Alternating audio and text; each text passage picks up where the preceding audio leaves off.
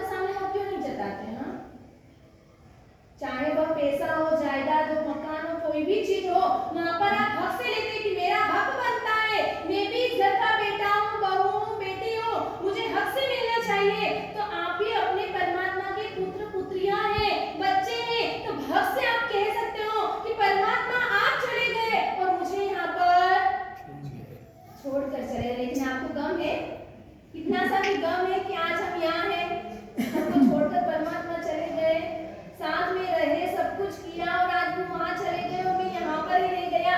इतना ही रत्ती भर भी हमें दुख होता है, गम हो रहा है। मैं कुछ सुनना चाहती हूँ ना, दुख हो रहा है आपको?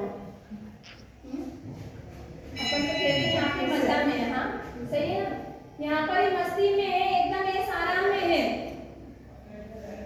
अगर आज तक अपने जीवन में, अपने दिल में वो दुख नहीं हो रहा, इसका मतलब अभी तक आपने अपना माना नहीं है। आपके घर पे 4 दिन के लिए अगर मेहमान कोई आ जाता है ना, 4-6 दिन के अलावा आना उसको 4 दिन के लिए, और वो 10 दिन या 15 दिन रहकर जब जाता है ना, तब आपकी आंखों में आंसू आने लग जाते हैं। आपको दुख होता है कि अब अरे चले जाएंगे, हमको गुमसुम, हमको अच्छा नहीं लगेगा, मन नहीं लगेगा, शांत एकदम सुना सुना लगेगा घर। 10 दिन रहने वाला मेहमान जब अपने घर से अलविदा होता है, जाता है, तो आंखों में से आंसू आ जाते हैं। अरे जब हम मंदिर से जब अपने घर पर जाए तो अपनी आंखों में से आंसू आना चाहिए, क्या आना चाहिए? आते हैं? परमात्मा मैं तुझे छोड़कर जा रहा हूँ, कहाँ पे जा रहा हूँ? कहाँ जा रहा हूँ? जहाँ पर मुझे अच्छा लगता है, वहाँ पर संसार में। हाँ, कितना सुख अपने को वहाँ पे घर पे अच्छा लगता है या यहाँ पे मंदिर में? हाँ, कहाँ पे लगता है? मंदिर में शांति मिलती है। मंदिर में शांति मिलती है। मंदिर में शांति मिलती है तो 24 ही घंटे मंदिर में बैठा पड़ेगा। साथ के हिसाब सही से है ना? कितने मिनट आप मंदिर में शांति से बैठ सकते हैं? कितने मिनट? 10 मिनट, 15 मिनट शांति से बैठ सकते हैं। उसके बाद में तो उथल पत्थर हो जाएगा अपना कि क्या करूं, कब निकलूं इस मंदिर से बाहर। अभी अपने यहाँ पंचालिका महोत्सव भी चलेगा और उस पंचालिका के अंदर सभी को सामूहिक लाभ दिया गया है। परमात्मा की भक्ति करने का सचोट अवसर अपने यहाँ पे मिल रहा है। अभी ऐसे कहा जाए तो ये पंचालिका एक पूजा स्वयं खुद पढ़ानी चाहिए, लेकिन हर व्यक्ति की कैपेसिटी न होने के कारण हम अपने स्वद्रव्य से परमात्मा की अंग रचना या पूजा या महोत्सव नहीं बना सकते।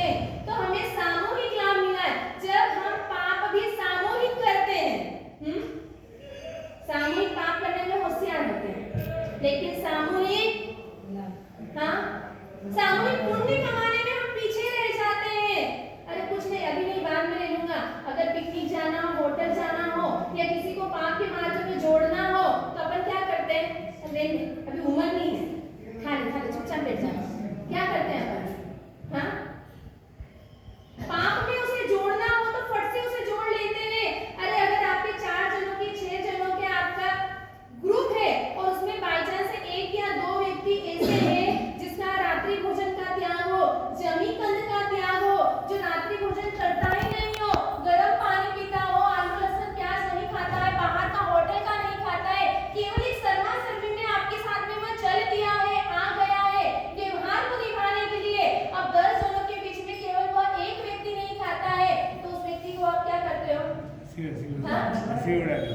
उसकी हंसी उड़ाएंगे और बोल रहे रहने के धर्म करना होगी ना, अभी तेरी कोई उम्र नहीं है, अभी खा पी के आराम से मस्त हो रहा है, और आराम से जब बुढ़ापा आएगा तब धर्म की आराधना करना, तब जमीन का तू त्याग कर लेना। हाँ, अपने घर में भी ऐसा ही होना चाहिए। बाई चांस हाँ, क्या हुआ? खुशी की तरफ नजर है, इसका मतलब क्या बड़े पापा खिलाते हैं? खुशी बड़े पापा को खिलाती है ना, खुशी नहीं खाती है बड़े पापा। हाँ, नहीं खिलाते तो बहुत अच्छा। ऐसा नियम तो होना ही होना, मुझे नहीं खाना, और साथ में अगर बाई चांस मैं खाता हूँ तो मुझे किसी को फोर्स देकर खिलाना भी नहीं। उसे ये नहीं कहना कि हाँ अभी तो खाने के दिन है, मौज मजा कर लो, फिर किसने देखा आगे का। अरे इतने भाव अगर आपको खाने में मजा आ रहा है, अपने जीवन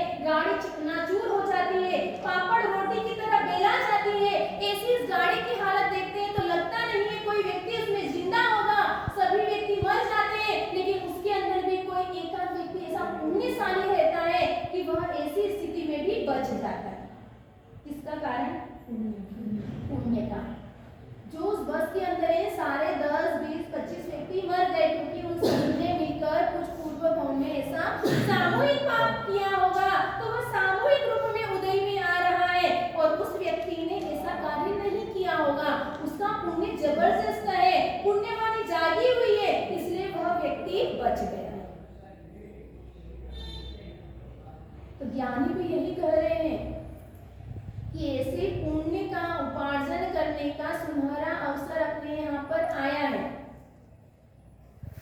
कहते हैं ना, लूट सके उतना हमें लूट लेना। हाँ, यह समय बार बार ऐसा आने वाला नहीं है। शुभ अवसर बार बार नहीं आता है। आता है या नहीं आता है?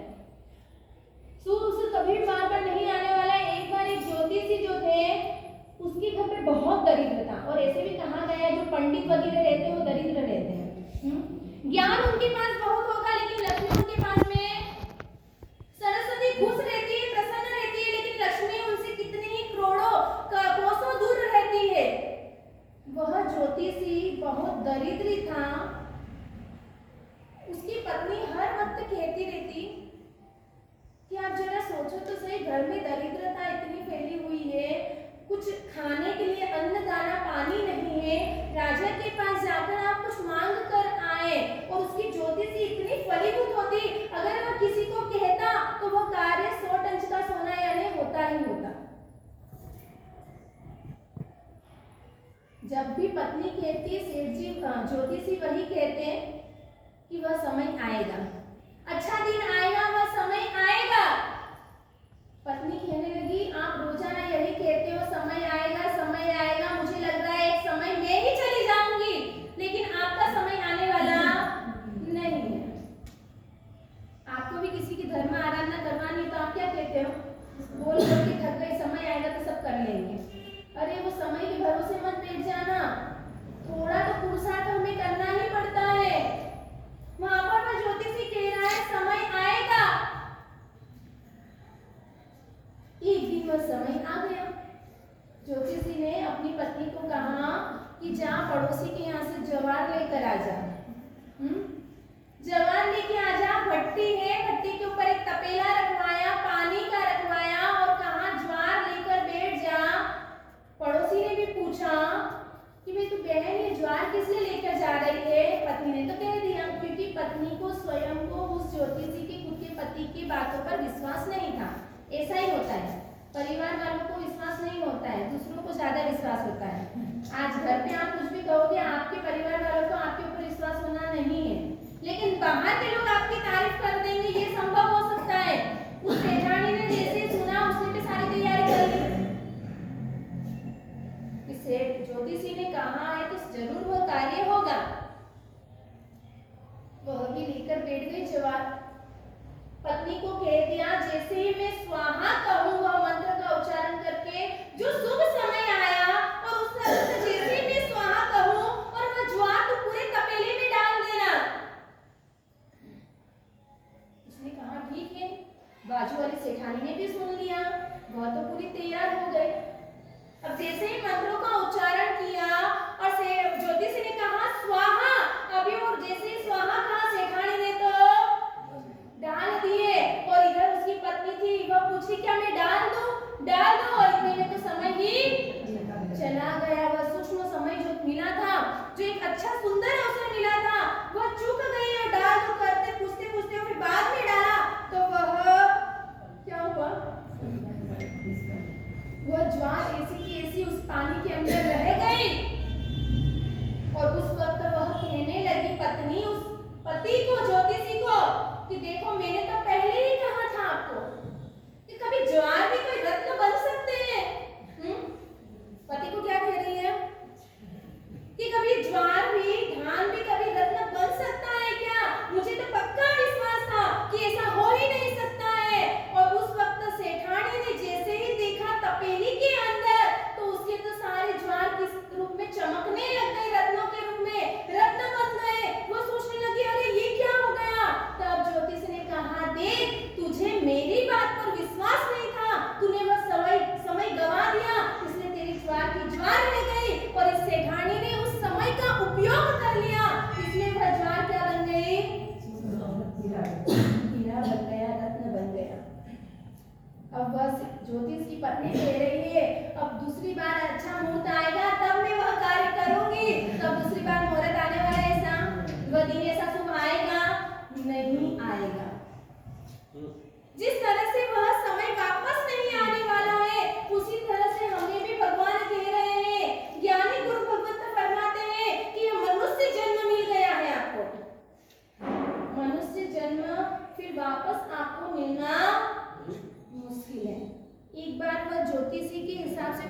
अच्छा सुंदर मुहूर्त एक बार वापस आ जाएगा, लेकिन यह मानव भोग का चोला मिलना तो बड़ा ही दुष्कर है, बड़ा ही कठिन है।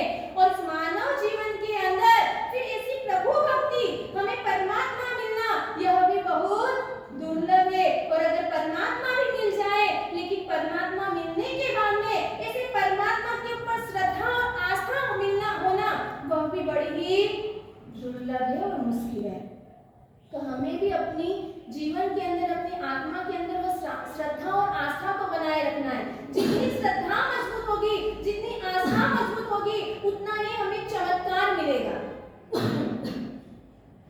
सब कुछ छोड़कर आ जाना, सब तेरे भरोसे, तारा भरोसे मारी गाड़ी, तू जाने तारो काम जाने। बस परमात्मा के दरबार में आए, सब कुछ उसे छोड़ देना। तेरे भरोसे मेरी पूरी जीवन रूपी गाड़ी है, बस अब तेरी मर्जी है, तो तू उसको बिठा, रोक, कुछ भी कर या आगे बढ़ा, बस अब तेरी जवाबदारी है। जब एक के ऊपर किसी के ऊपर जवाबदारी थोप देते ना, फिर अपन निश्चिंत हो जाते हैं। हाँ, होते या नहीं होते?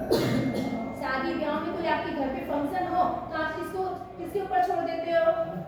हाँ, कोई घर का कोई बड़ी हो, उसके ऊपर आप एकदम पीछे हो जाते। देखो मुझे तो कुछ मालूम नहीं कौन से रिवाज है, क्या करना क्या नहीं करना। कोई घर का बड़ी हो, उसके ऊपर छोड़ते हैं। बाहर का कोई काम हो तो आप अपने दोस्तों के ऊपर छोड़ देते हैं कि देख सब काम तुझे संभालना है, मुझे पूछने की कोई जरूरत नहीं है। बस अपने को भी परमात्मा मिले हैं, तो सारा काम अपने को परमात्मा के ऊपर छोड़ देना है। बस एकमात्र श्रद्धा और आस्था बना के रखना है। आज कुमारपाल जो 18 देश के राजा बने हैं, तो उनके जीवन में उन्होंने एक छोटी सी चीज देखी थी। वह तो पूर्व भाव में, अगर पूर्व भाव का दृष्टांत देखें तो कुमारपाल क्या थे? उसके भी पहले क्या थे? जयताप नामक डाकू थे। और वह डाकू के घर में ही जन्म नहीं हुआ था उनका। कहाँ पर जन्म हुआ था? एक राजा के घर पर उनका जन्म। मेवाड़ के जो राणा थे, मेवाड़ के राणा के पुत्र थे यह। लेकिन कहते हैं जैसे ही जवानी आए और इतने अपने गलत मित्रों की संगत में फंस गए, साधु व्यसन में वह जयताप डूबा हुआ। गांव के, नगर के एक एक व्यक्ति आकर राजा को कहते कि आपका पुत्र ऐसा है जो सातों व्यसन में डूबा हुआ है, उसकी गलत आदतें हैं, लड़कियों को छेड़ता है, किसी को मारता है, किसी के साथ में गलत व्यवहार करता है। हम तंग आ गए, हमारी बहन बेटियों के साथ में ऐसा गलत बर्ताव करता है, अब हमसे सहन नहीं होता है। तब पिता भी क्या करते हैं? जयताप को समझाते हैं। शुरू में उसे समझाते हैं कि देख ऐसा कार्य अपने को नहीं करना। जब राजा का पुत्र ही ऐसा शैतान निकले तो दूसरे व्यक्ति क्या होंगे? रक्षा कौन करेगा प्रजा की? हमारी भी यही कमजोरी है। जब तक बच्चा अच्छा रहता है बचपन में, तो हम उसे उस तरीके से ढालते नहीं हैं, और जब वह बिगड़ जाता है उसके बाद में आप सुधारने की कोशिश करते हैं। कहते हैं कि पानी रे पानी तेरा रंग कैसा, तो पानी क्या जवाब देता है? जिसमें डालो उसके जैसा। पानी का कोई रंग रूप नहीं होता है, लेकिन कहते हैं कि जिसके अंदर उसको, जिस पानी के अंदर जो ऑरेंज कलर डाल दिया तो वो ऑरेंज कलर का हो जाएगा, रेड कलर डाला तो रेड कलर का हो जाएगा।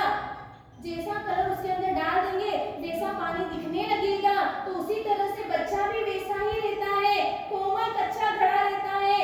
उसको जिस तरह से ढालेंगे उस तरह से वो ढल जाएगा। तो यहाँ पर जब तक अच्छा रहता, बचपने में भी हम उसको समझाते नहीं, सुधारते नहीं, सही गलत की पहचान नहीं करवाते, और रियल में देखा जाए तो गलत आदतों में डुबाने का कारण ही माता पिता। अगर बच्चा झूठ बोल रहा है, चोरी कर रहा है, तो उसका कारण एकमात्र आप है। जन्म से बच्चा झूठ नहीं बोलता, वो तो इतना सरल रहता है, इतना सरल रहता है कि वो सत्य बातें सारी उगेल देता है, सारी बातें कह देता है। लेकिन आप ही उसके मुंह पे ताला डालते हो। और क्या सिखाते हो? किसी के सामने ये बात मत कह देना, कोई पूछे तो ये बात मत कह देना। कई बच्चे तो हमारे पास आकर घर की सारी पोले खोल देते हैं ना, हमारे साथ मम्मी ने ऐसा किया, पापा ऐसे करते हैं, दोनों ऐसे लड़ते हैं, इतना झगड़ते हैं, ऐसे ऐसी गालियां देते हैं, यूं करते हैं, सारी बातें हमारे यहाँ पर आकर बोल देते हैं, पूरी पोल खोल देते हैं। फिर बाद में जैसे ही मालूम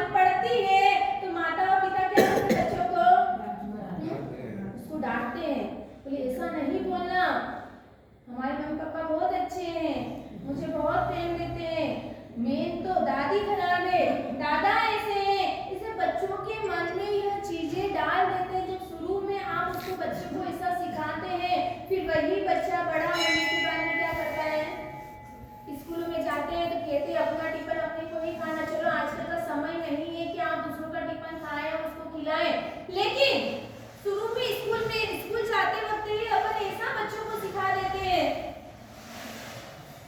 टिफिन खिलाना नहीं, पहले आप दूसरों को नहीं खिलाना, उसकी आदत डाल देते हैं। जब वह बड़ा होता है तो वो इतना ही स्वार्थी हो जाता है, खुद और खुद की पत्नी और बच्चे खाते, माता और पिता को एक तरफ रख देते हैं। फिर कहते मास्टर जी देखो बचपन में मैंने इसकी सारी ख्वाहिशें पूरी करी, ये ऐसी आदत क्या कहाँ से सीख गया कि हमको पूछता भी नहीं है, बताता नहीं है। अरे कहाँ से पूछेगा? शुरू में बिगाड़ने का कार्य तो आपने ही किया,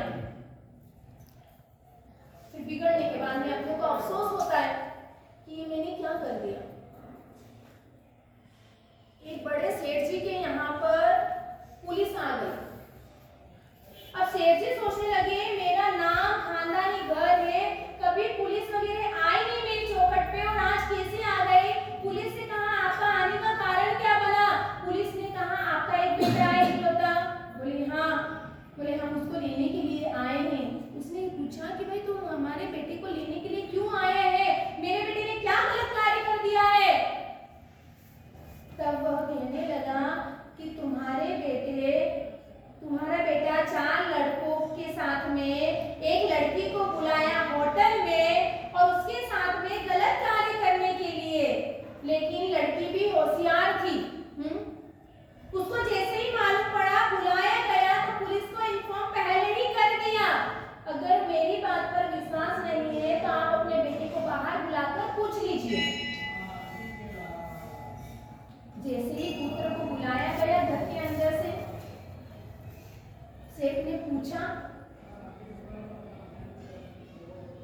तब बोल तो नहीं पाया लेकिन मुंह हिला दिया। शर्मिंदगी महसूस हो रही है। तब पुलिस उसे लेकर जाने लगी। जैसे ही पुलिस उसको लेकर जा रही है, पुलिस को बुलाया और सेठ जी ने 5000 रुपए उस पुलिस को दे दिए। किसके लिए? बेटों को छोड़कर ना। हम होते तो यही कार्य करते हैं, क्योंकि हमारी इज्जत पर पर्दा डालना जरूरी है। हमारी इज्जत, हमारा नाम खराब हो जाएगा बाहर। लेकिन जैसे ही पैसे थमाए हाथ में पुलिस के और कहा कि याद रखना मैं पैसे आपको छुड़वाने के नहीं दे रहा हूँ, मैं आपको ये पैसे इसलिए दे रहा हूँ इतनी धुलाई इसकी करना, इतनी धुलाई करना कि कभी जिंदगी में किसी बहन बेटी की तरफ उसकी नजर भी न जाए। ऐसा था उसके पिताजी। अगर मेरे बेटे ने कोई गलत आदत आ गई है, गलत कार्य कर दिया है, उसकी गलतियों को, उसकी बुराइयों को छुपाना नहीं, प्रकट करना, उसको भी महसूस होना चाहिए कि सचमुच में मैंने यह कार्य गलत कर दिया है और उसका मुझे भुगतान क्या करना पड़ेगा, उसका फल मुझे क्या मिलेगा कि आइंदा उस तरफ, उस मार्ग पे कदम भी न बढ़ाए।